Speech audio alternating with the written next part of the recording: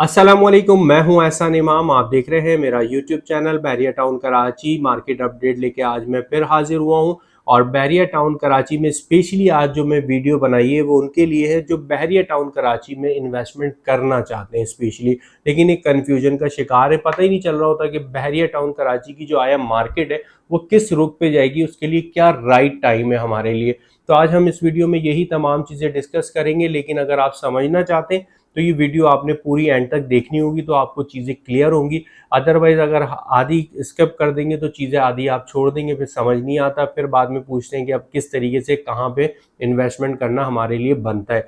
तो अगर मेरे चैनल पे नए हैं तो लाजिम सब्सक्राइब कर दीजिएगा, लाइक कर दीजिएगा, बेल आइकन को लाजिम प्रेस कर दें और कमेंट सेक्शन में जाके लाजमी आपने कमेंट्स करके बताना है कि आपको हमारी वीडियो कैसी लगी और आपकी क्या राय है, आप क्या चाहते हैं बहरिया टाउन कराची की मार्केट से रिलेटेड, आपके क्या रिव्यूज़ हैं। ये जब तक आप हमें कमेंट सेक्शन में आके बताएंगे नहीं, हमें और हमारे व्यूवर्स को पता नहीं चलेगा कि आया मार्केट में चल क्या रहा है। बहरहाल सबसे पहले हम डिस्कस कर लेते हैं कि देखें कुदरत का एक निज़ाम है, उस निज़ाम के अंदर आपने देखा है हर चीज़ एक सर्कल में, चाहे वो चांद को देख लें सर्कल है, सूरज को देख लें सर्कल है, ज़मीन को देख लें सर्कल है, आसमान को देख लें सर्कल है।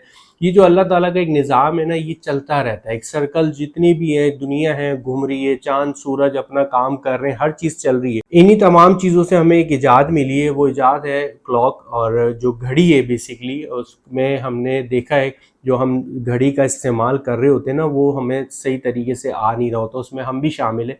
हमें अंदाज़ा नहीं हो रहा होता कि ये घड़ी तो हमारे कमरों में, हमारे ड्राइंग रूम में, हमारे हाथ में पहनी हुई है हमने, लेकिन इसका मकसद है क्या आया, तो इसको यूज़ किस तरीके से किया जा सकता है। तो ये जो घड़ी है ये हमें बहुत सारी चीज़ें बता रही होती है, किस टाइम पे क्या वक्त पे कौन सा काम करना है, कौन सा काम नहीं करना।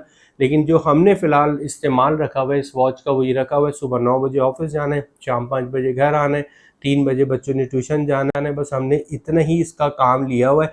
इसके बाद जो दूसरी चीज़ें हैं वो हमें बिल्कुल भी अंदाज़ा नहीं है कि वक्त की क्या अहमियत है, किस वक्त पे कौन सा काम करना चाहिए। हर कामयाब आदमी, हर बिजनेसमैन आदमी को आप देखेंगे तो वो बाकायदा इस वक्त की नज़ाकत से कामयाबी हासिल कर चुके और वो बड़े टाइम टू टाइम चीज़ों को देखते हुए अपने डिसीजन ले रहे होते हैं। हमारी गलती एक यही है कि हम डिसीजन टाइम को देख के नहीं लेते, हम मार्केट को, रश को, शोर को देख के और दूसरों के कहने पे आके हम डिसीजन लेते हैं, जबकि आपको देखना चाहिए कि आया वक्त हो क्या रहा है। तो अभी इसी चीज़ को मैं डिफाइन करूंगा। देखिए सबसे पहली चीज़ 3 सेक्टर में ले लेते हैं। जो हमारी घड़ी है जो आप देख रहे हैं इस टाइम पे, और मैंने आज अपनी बैक स्क्रीन पे भी चलाई है और मौक़िफ़ भी हमारा आज वॉच से रिलेटेड ही है।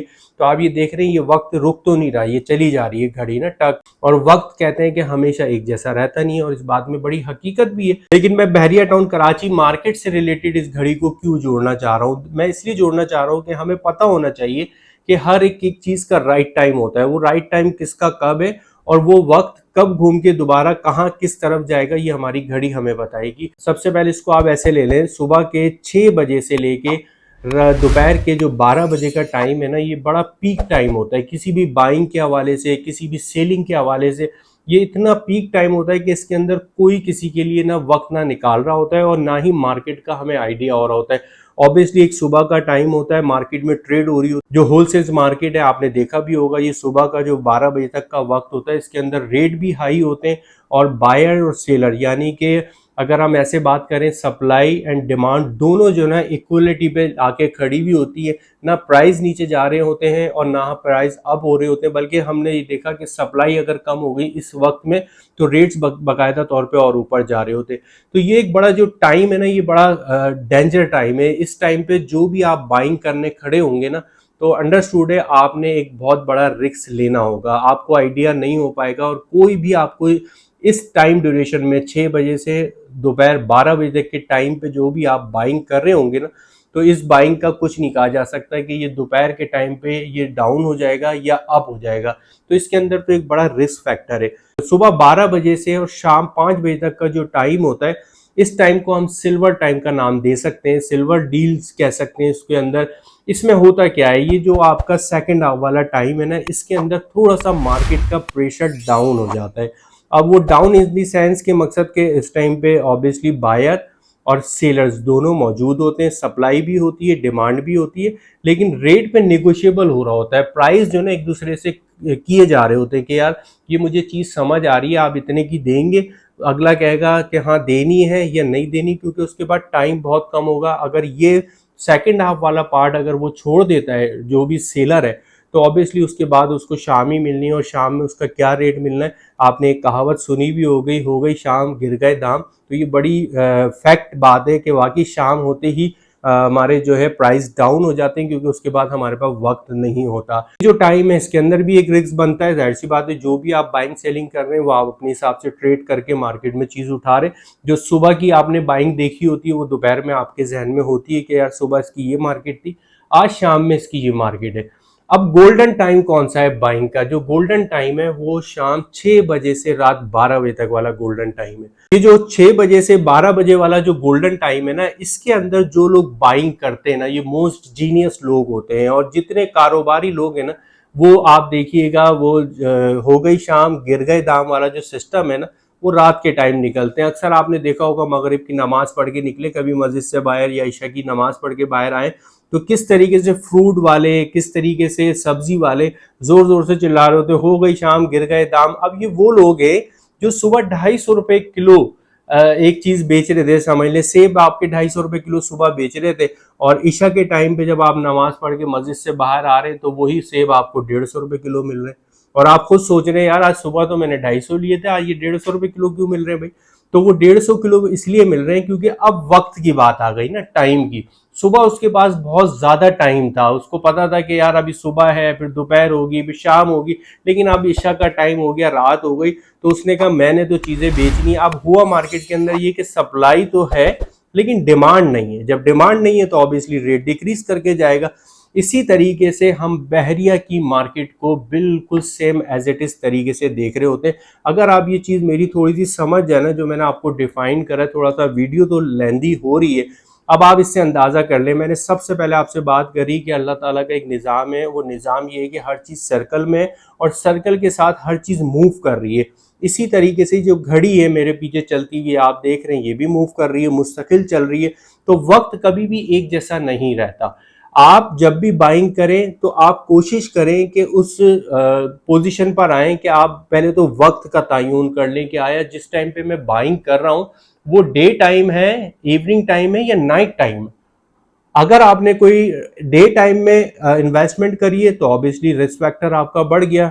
डे नाइट टाइम में अगर आपने कोई इन्वेस्टमेंट करी है तो उसके अंदर रिस्क फैक्टर जीरो हो गया। उसमें जीरो इसलिए हो गया कि 101% आप सेफ जोन में आके आपने जो बाइंग करी होती है वो आपकी सेव होती है, क्योंकि आपने रात के अंदर जो बाइंग करी है, जो आपने वक्त देखा, सारा दिन गुजरा गुजरा गुजरा, आपने सुबह का भी रेट देख लिया था, आपने दोपहर का भी रेट देखा, उसके बाद रात में आके जब आपने बाइंग करी तो अंडरस्टूड है कि वो बाइंग आपकी बहुत अच्छी हुई है। अब बहरिया टाउन कराची का जो सुबह 9 और 6 बजे का जो टाइम मैंने बताना था आपको, वो सन 2021 वाला था, अगस्त के अंदर, मेरा ख्याल से जून या अगस्त के अंदर। जून और अगस्त के अंदर हुआ ये कि मार्केट में एकदम से बहुत ज़्यादा बूस्ट आ गया। जब सन 2021 के अंदर समझ लें कि एक तरीके से बहरिया टाउन कराची के सुबह के 9 और 10 बजे का टाइम था, बहुत पीक टाइम था।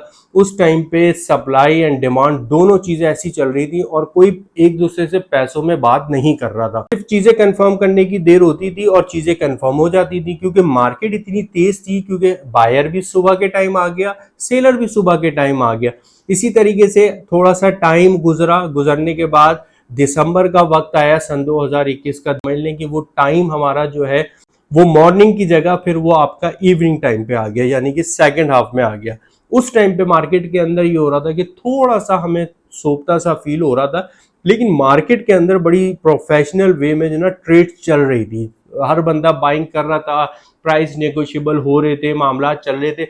ये जो टाइम ड्यूरेशन गुजरा, पूरा एक साल गुजरा, पूरा एक साल बहरिया में सन 2022 के जनवरी से लेकर ऑनवर्ड सन 2023 का कोई एक ऐसा महीना था जब तक ये मार्केट में इस तरीके से ट्रेडिंग चलती जा रही थी ना। हमने देखा बड़े अच्छी खूबसूरत अंदाज में बायर सेलर दोनों एक दूसरे से बातचीत करके सौदों को बना रहे थे। तो ये तो टाइम था बिल्कुल, आप समझे कि सेकंड हाफ का, जिसको हमने सिल्वर टाइम दिया था। अब गोल्डन टाइम जो था ना वो फिर चला 2023 के बाद से अब तक।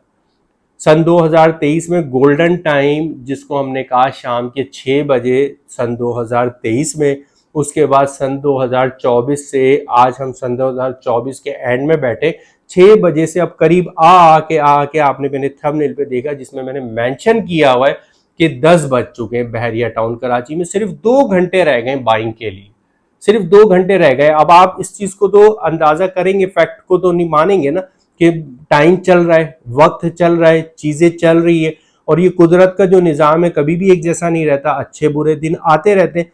लेकिन कितना टाइम, 3 साल, 3 सालों में 3 मौसम चेंज हो गए।